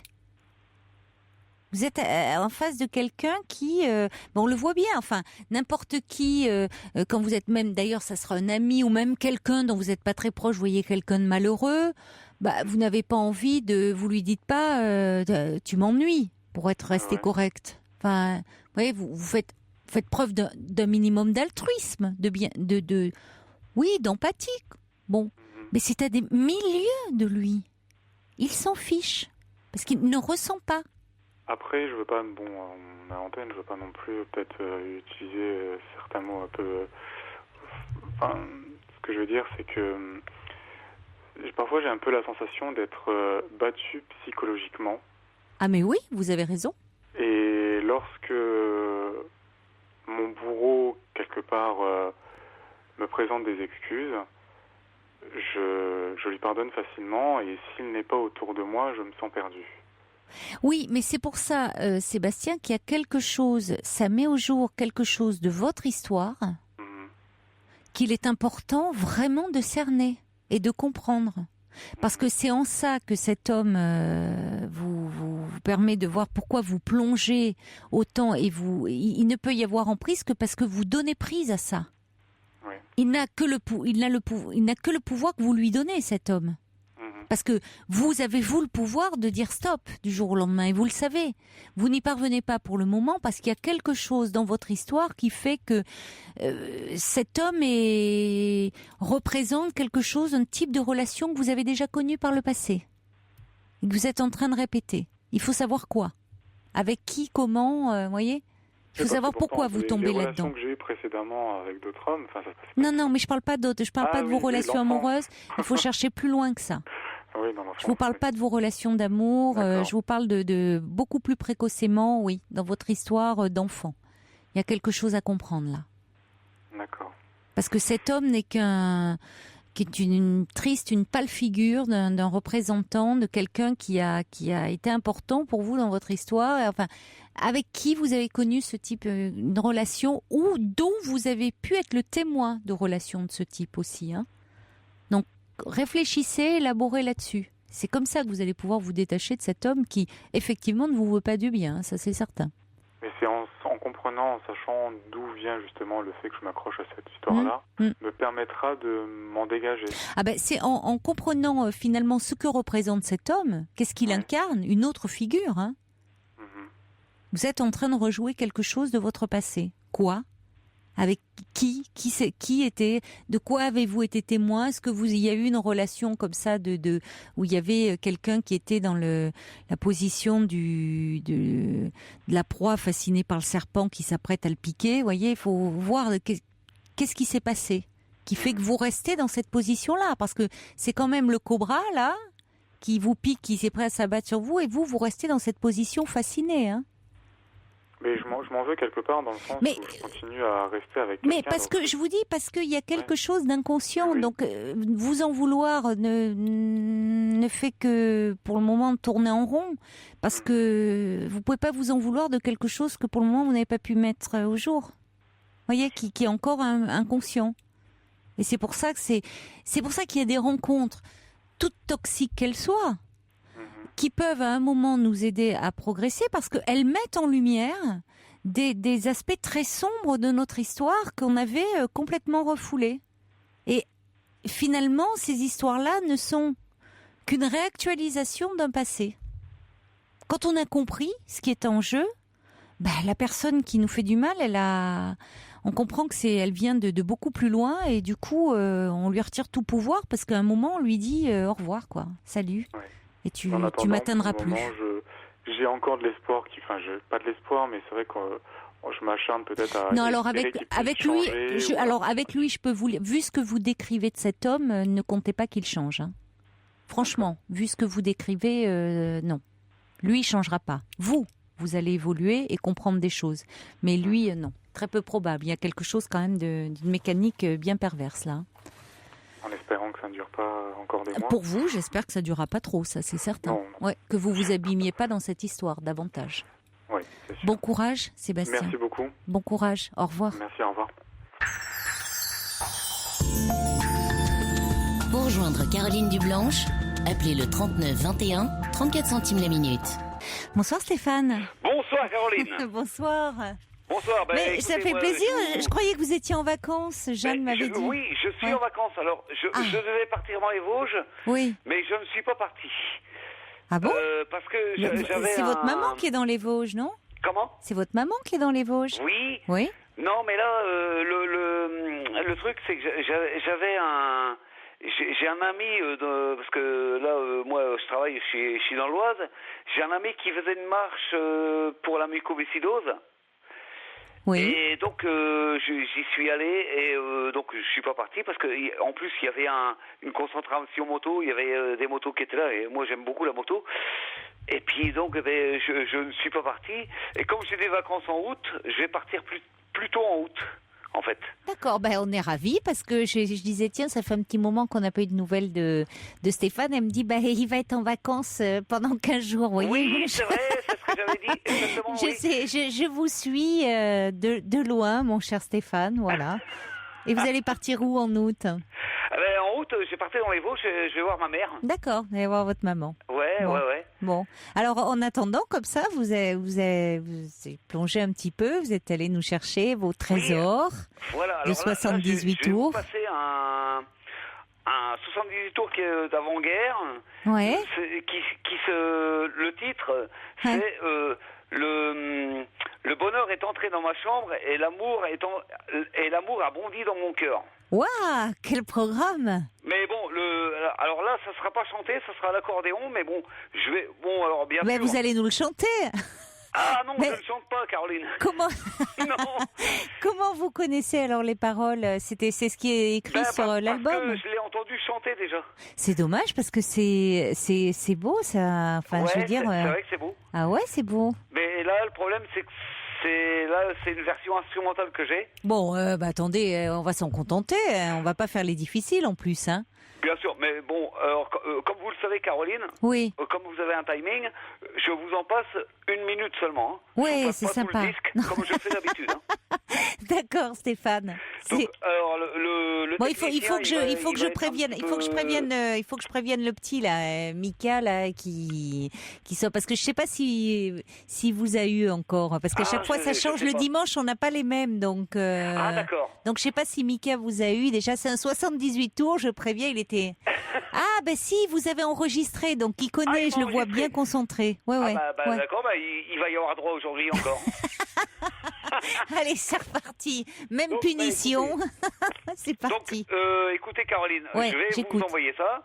Donc, parce que je vais continuer à parler, parce que sinon, il y a. On fait chauffer la colle un peu, c'est normal, hein, c'est un 78 tours d'avant-guerre. Donc, je continue à parler.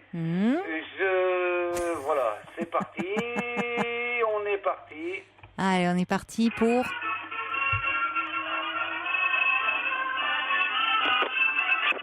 Et voilà, c'est bon. Ah.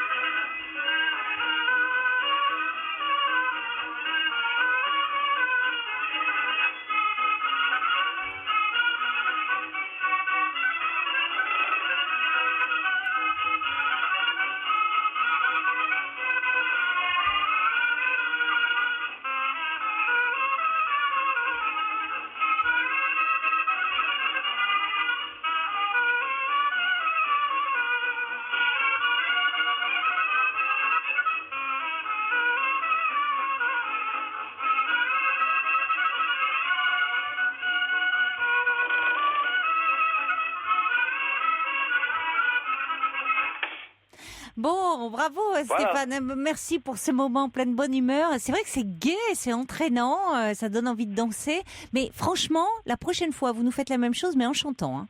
Ah, écoutez, Caroline, écoutez... Vous vous entraînez parce que c'est ce qu'on se disait avec Mika, on se dit c'est sympa, c'est vraiment, ça irait bien avec un petit verre de rosé, là, écoutez ça, comme ça, le soir à la fraîche, un petit soir d'été.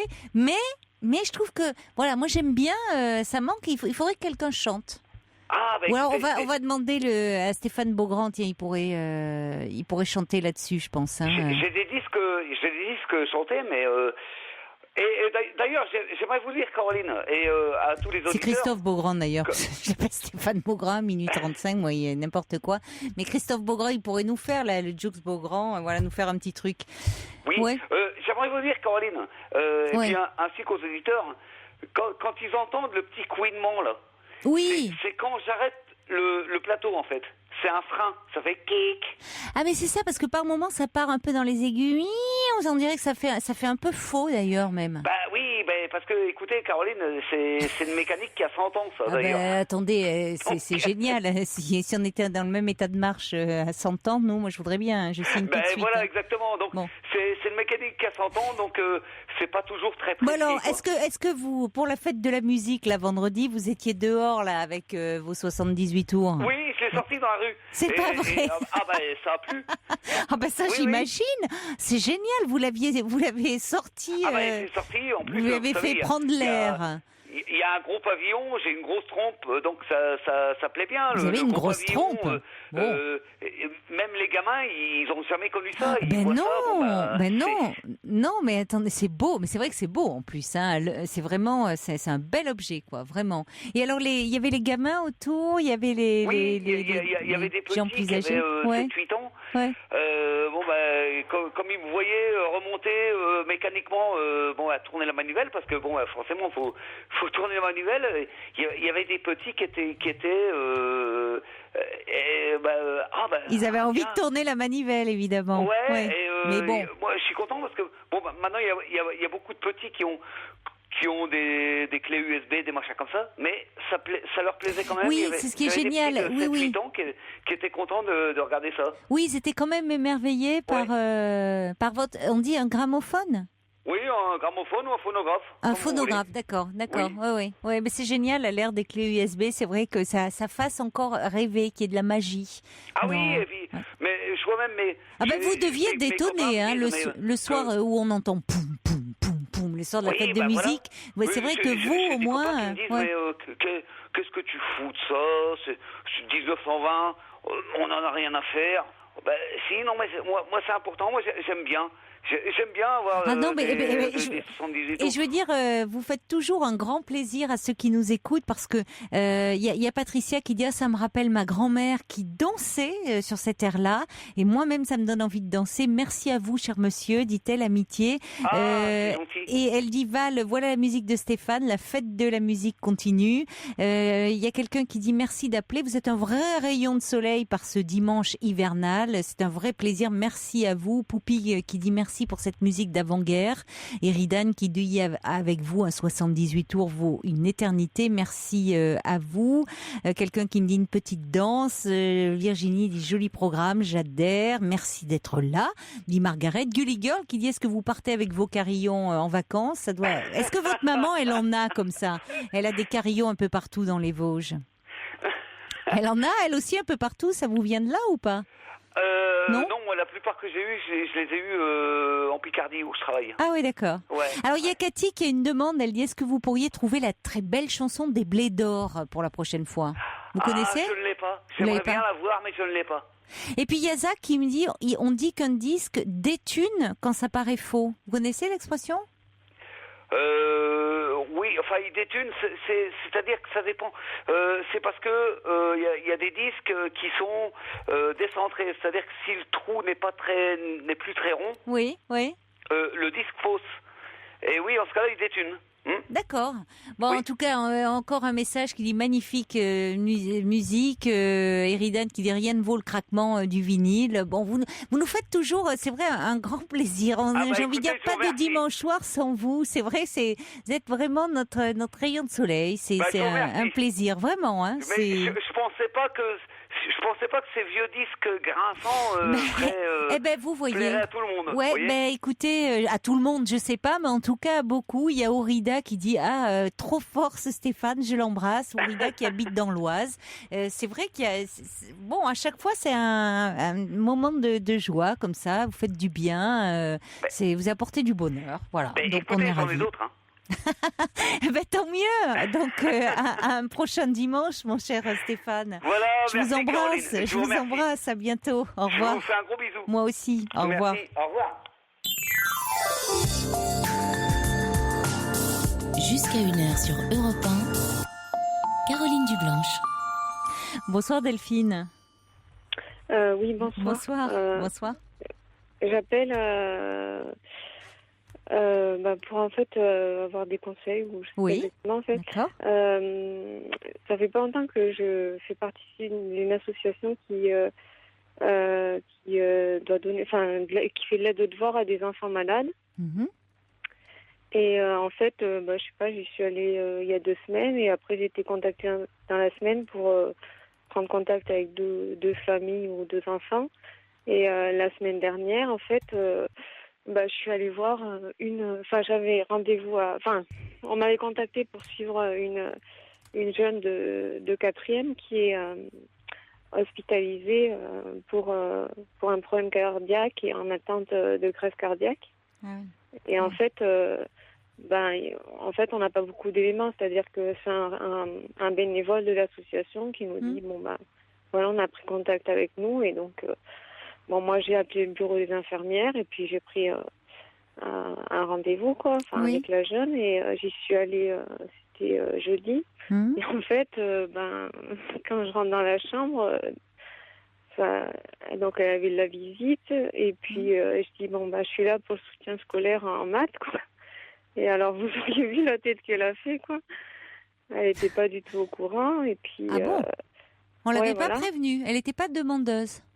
Elle était demandeuse éventuellement. Non, voilà, elle n'était pas demandeuse. Elle a déjà eu un autre soutien, je crois que c'était en anglais. D'accord. Et puis en fait, ça apparemment, donc donc déjà j'ai été gênée parce que c'était ceux qui lui rendent des visites, ils ont dû partir tout de suite quoi. Ouais, ça, après moi, parce que... après moi, si vous voulez, je me suis juste présentée au bureau des infirmiers et puis j'ai dit je suis là pour l'association et puis je connaissais le bureau de sa chambre mais ils m'ont juste redonné mais ils sont pas venus avec moi si vous voulez la rencontrer. Enfin, je pensais qu'il y aurait peut-être ça. Une présentation au moins, que vous n'arriviez pas comme un cheveu sur la soupe. Et donc je rentre dans la chambre. Alors donc vous auriez vu la tête qu'elle a fait. En plus, il n'y avait pas sa mère qui est souvent là. Et puis, les personnes sont parties. Hein. Je comprends qu'elle fasse la tête, parce que si elle n'est pas prévenue, vous débarquez. Et puis, les personnes qui étaient là pour lui rendre visite, ça lui faisait plaisir, se sentent obligées de partir. Enfin, bon, ça va pas, quoi, parce que à ce moment-là, on peut dire, je reviens plus tard. J'ai pas su, sur le coup, si vous voulez, j'ai pas... après, je pense que la personne, elle a relativement compris. Enfin, après, si vous voulez, j'ai compris qu'il y avait quand même des jeunes et une adulte. Et apparemment, c'est une adulte qu'elle l'avait connue par l'hôpital, quoi. Et éventuellement, je pense que les jeunes, c'est pas vraiment ses copines parce qu'elle est pas sur Bordeaux. Elle est hospitalisée sur Bordeaux et elle vient de Toulouse. Donc, si vous voulez, je pense que c'est une qui intervient aussi dans le médical, quoi. La personne qui y avait, mais bref. Elle aussi, elle a dit oui, je pense que ça s'enchante. Mais bon, moi, comme c'est c'est la 2e fois que j'interviens, mais l'autre intervention que j'ai, c'est auprès d'un autre élève qui a souffert d'une dépression. C'est auprès de sa mère qu'on a eu un premier contact. Et à l'extérieur et tout, c'est pas du tout le même contexte. Et il est demandeur, quoi. Mais en général, ce sont les jeunes eux-mêmes qui sont demandeurs parce qu'ils ont envie. L'hôpital c'est tellement compliqué, d'être toujours dans cet univers-là. Moi, là, ils ont. C'est un peu la vie normale, quoi. C'est-à-dire qu'ils sont plus demandeurs que ceux qui sont qui ont cette chance de pas être malades et qui ça les saoule un peu d'aller au lycée, alors que là c'est la vie normale, l'extérieur qui vient à eux via les cours. Ouais, ce que j'ai compris, donc après du coup j'avais pas lui dire j'ai essayé de discuter, mais après au départ c'était difficile parce que moi je sais pas de toute façon s'il faut avoir des réflexes pour poser des questions. J'espère que j'en aurais pas forcément, mais sur le coup je savais pas trop comment. Non, mais il faut que ça soit préparé. Là, ça n'a pas été préparé. Il y a eu un couac, là. Et puis je voulais, si vous voulez, à la fois pas non plus. Moi, ce que je veux, c'est pas forcément tout connaître de ces problèmes, mais peut-être être au fait pour certains trucs pour peut-être savoir, parce que c'est vrai qu'après quand on a discuté, finalement, souvent elle me disait je me rappelle plus, et c'est au fur et à mesure je me suis dit c'est sa maladie finalement. Et après j'ai compris apparemment c'est pas, moi je pensais que un problème comme ça cardiaque, c'était sûrement quelqu'un qui était malade depuis très longtemps finalement. Et apparemment ça a été détecté il y a pas longtemps, donc en fait j'ai l'impression que tout le tombe dessus, si vous voulez, en fait. Oui, donc elle doit avoir autre chose, la pauvre, à penser. Ouais, plus, si elle est en attente d'une greffe, vous voyez, il y a peut-être des priorités. Et là, comment ça se met en place? Comment vous arrivez? Parce que c'est vrai que là, on a l'impression que vous débarquez, même déjà, c'est un peu inapproprié, même pour vous, du coup, vous arrivez vous tombez mal, il faut qu'il y ait une meilleure coordination. Comment ça se passe? Il faut en parler avec l'équipe, avec ceux qui mettent en place ça. Si vous voulez, c'est même pas les parents, là, dans ce cas-là, parce que j'avais regardé, parce qu'après, normalement, les parents, je sais quand ils adhèrent, ils payent quand même une petite cotisation, mais c'est juste symbolique, mais c'est sûrement histoire de les impliquer, je sais pas exactement. Donc je pensais que c'était les parents, mais en fait c'est un des médecins qui avait pris contact avec l'association. Ah oui, mais donc, ça c'est pas le médecin qui décide. Il faut que ça soit. Après je lui ai quand même demandé à un moment, je lui ai dit et ta mère elle en passe quoi, du soutien d'anglais par exemple. Et elle m'a dit ma mère elle est contente quoi. Donc et elle, qu'est-ce qu'elle veut, cette jeune fille? Est-ce qu'elle a est-ce qu'elle est demandeuse, elle est-ce qu'elle non. Et puis j'ai l'impression que. Elle a peut-être d'autres préoccupations en ce moment que de faire de l'anglais et des maths. Et on peut comprendre si elle est en attente d'une greffe cardiaque, elle a peut-être plus besoin d'un soutien, de parler, de. Complètement d'accord avec vous. Voilà. Et alors on comprend la demande des parents parce que ils veulent la maintenir et que peut-être elle perd pas pied dans ses études, mais il y a peut-être des priorités aussi. Quand les jeunes d'eux-mêmes demandent, c'est très bon signe parce que ça veut dire qu'ils ont une demande de normalité entre guillemets, c'est-à-dire qu'ils veulent vraiment les cours qui sont donnés à l'hôpital, c'est comme si la vie normale reprenait, c'est-à-dire ils se coupent pas, ils ont au moins, malgré la maladie, malgré toutes les conséquences, un semblant de vie normale avec la scolarité. Ils sont comme les autres un peu pendant ce temps-là. Mais il faut que ça vienne d'eux. Et là, peut-être que si ça vient de lui tomber dessus, comme vous dites, qu'elle vient d'apprendre qu'elle a ce problème cardiaque grave nécessitant une greffe, il faut peut-être laisser le temps d'adapter à ça avant de vouloir lui donner des cours de maths et d'anglais. Il faut que vous en parliez avec l'équipe. C'est ce que j'ai voulu, si vous voulez, après. Donc, quelques jours après, j'ai repris contact avec la personne de l'association qui m'avait... Et en fait, je pense qu'il n'a pas vraiment compris, parce que finalement, il a eu encore le médecin et il me réécrit un mail en disant le médecin, ce qu'elle veut, si vous voulez... c'est que vous retentiez parce qu'en fait, si vous voulez, cette jeune fille apparemment était hospitalisée avant à Toulouse et c'était pas du tout le même cadre. Donc là, elle est en pleine nostalgie de Toulouse du fait que c'est sa ville natale. Et aussi apparemment, l'ambiance à l'hôpital n'était pas du tout pareille.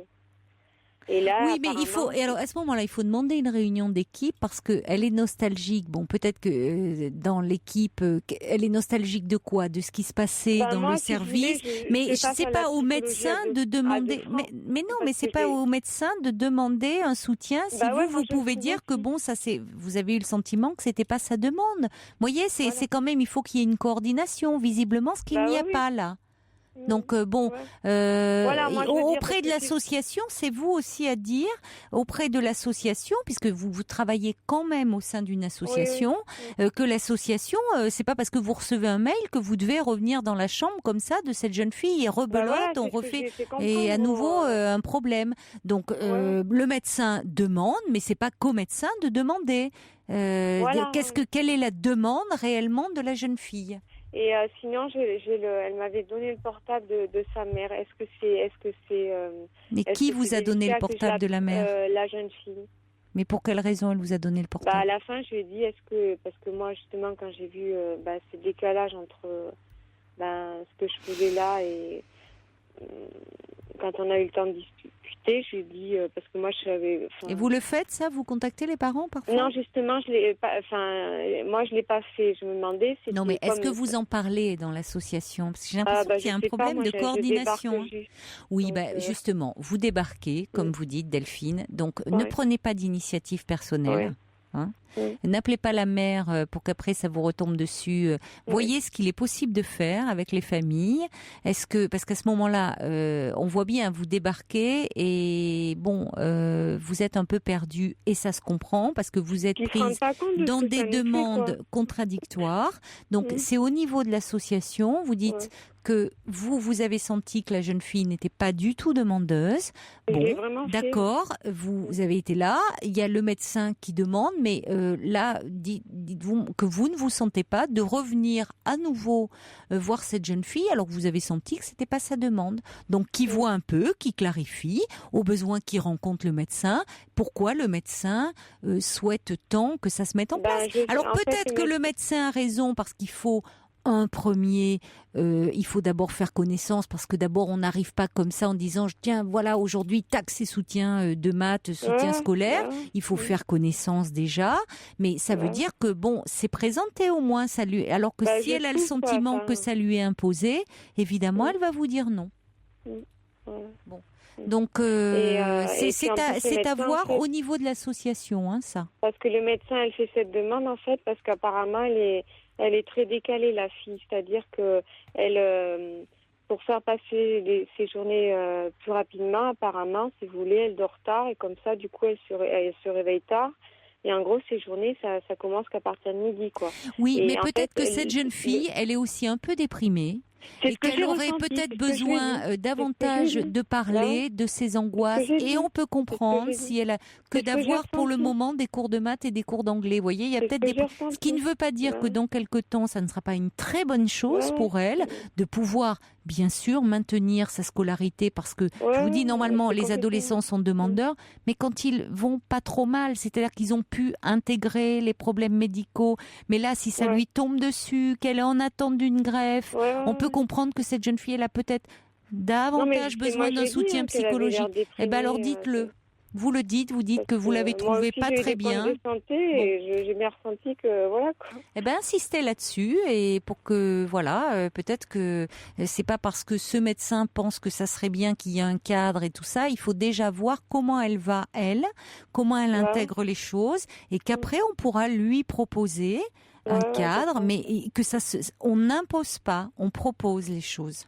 Mais parlez-en dans votre association. Je suppose que avec des adolescents particulièrement, c'est pas la première fois qu'ils ont été confrontés à ce cas de figure. Donc il y a des procédures, il y a des étapes à mettre en place et ne faites rien de votre propre initiative, notamment contacter la mère, parce que ça, vous verrez avec l'association ce qui se fait, comment on peut la rencontrer, certainement, bien sûr, travailler en collaboration avec les parents, ça paraît possible, mais renseignez-vous auprès de l'association. Bon courage en tout cas et bravo pour ce que vous faites. D'accord. Au revoir Delphine. Merci. Au revoir. Merci, au revoir.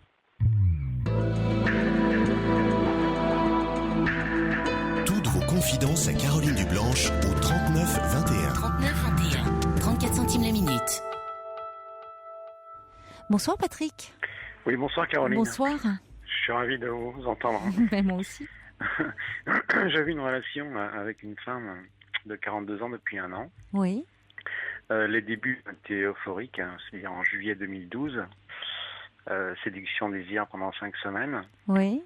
Relation intime pendant un week-end, donc voilà. Il y a eu un texto assez violent 2 heures après, c'était un dimanche, donc elle m'a ramené et puis 2 heures après elle m'a envoyé un texto assez violent. Sachant que elle m'a dit que je suis quelqu'un de super, mais je ne veux pas se faire souffrir et moi non plus. Donc gardons des liens amicaux, donc ça s'est arrêté comme ça. Et ensuite on a recréé des liens amicaux au bout de 2 mois après. Et j'étais plus ou moins épris par les sentiments vis-à-vis de cette femme, parce que bon, il y avait quand même un lien, des sentiments, hein, donc bon, j'ai pas compris la rupture. Et puis, suite à ces liens amicaux, ça a duré jusqu'en juin 2013, sans relation sexuelle. Donc, j'ai poursuivi la relation et je ne sais pas ce qu'elle voulait exactement. Donc, voilà. Et je me suis engagé, je m'entends, j'ai participé à ces contraintes financières parce que c'est une femme qui est très très demandeur, donc par rapport à sa situation. Financière, vous voulez dire ? Oui, financière, oui. Elle a un enfant de 8 ans. On était en relation à distance, hein, donc on se voyait régulièrement, hein, donc on faisait des courses ensemble, etc. Et très demandeuse, 10 fois de coups de téléphone par jour, etc. Et donc, je souhaitais vous demander, cette femme, à quoi elle correspond, quoi. Donc, quel critère psychologique? Je sais pas du tout. Ça, je sais pas. Je peux pas vous donner comme ça. Non. Je vais pas vous dresser un portrait psychologique de quelqu'un que je ne connais pas, que je n'ai pas rencontré. Mais déjà, le fait qu'elle vous appelle 10 fois par jour pour vous demander quoi, si j'ai bien compris, entre autres choses, de l'argent. Oui, elle l'aidait financièrement, parce qu'elle s'en sort pas, etc. Et puis c'est du harcèlement, quoi. C'est ça, c'est que vous vous sentez oppressé. C'est-à-dire que si vous ne répondez pas aussi, elle n'hésite pas à insister. Absolument. Oui, mais là, vous voyez bien qu'il y a quelque chose qui ne va pas. Oui, c'est-à-dire qu'à un moment, elle puisse vous dire, bon, je suis en difficulté, et qu'elle vous demande, bon, mais vous pouvez... Alors après, ça dépend de vous, de vos possibilités, si vous souhaitez l'aider ou pas. Bon, mais enfin, ça ne doit pas tourner comme ça au harcèlement. Elle doit tenir compte, vous lui dites oui ou vous lui dites non, mais ne pas faire pression sur vous comme elle le fait. Parce que dans ces cas-là, qu'est-ce qu'on entend par... Elle dit, bon, vous la rencontrez, ça démarre, c'est tout feu, tout flamme. Oui. Elle rompt aussi vite presque que ça a démarré. Et vous dites vous-même que vous n'avez toujours pas compris pourquoi, finalement. Et puis, elle vous propose de rester amis. Curieuse expression, puisque vous n'étiez pas amis auparavant. Et puis, qu'est-ce que ça veut dire rester amis, dans la mesure où, finalement, dans cette amitié, il y a quand même beaucoup d'intérêt, puisqu'elle vous demande de l'argent. Absolument. Au nom de quoi? C'est-à-dire que, comme si, parce que à un moment vous êtes tombé amoureux d'elle, vous avez eu beaucoup de désir pour elle, vous avez fait l'amour ensemble, maintenant vous étiez responsable de sa vie et de celle de son enfant. Mais dans les faits, vous n'êtes ni responsable de sa vie ni de celle de son enfant. Oui, tout à fait. Vous voyez, et c'est comme si elle vous rendait responsable et qu'elle vous met dans une situation de contrainte. C'est là où ça va pas du tout. Ça va pas du tout, tout à fait. Parce qu'en plus, elle m'a raconté tout son passé après la rupture. Hein, donc, oui, son passé affectif. Son passé... affectif.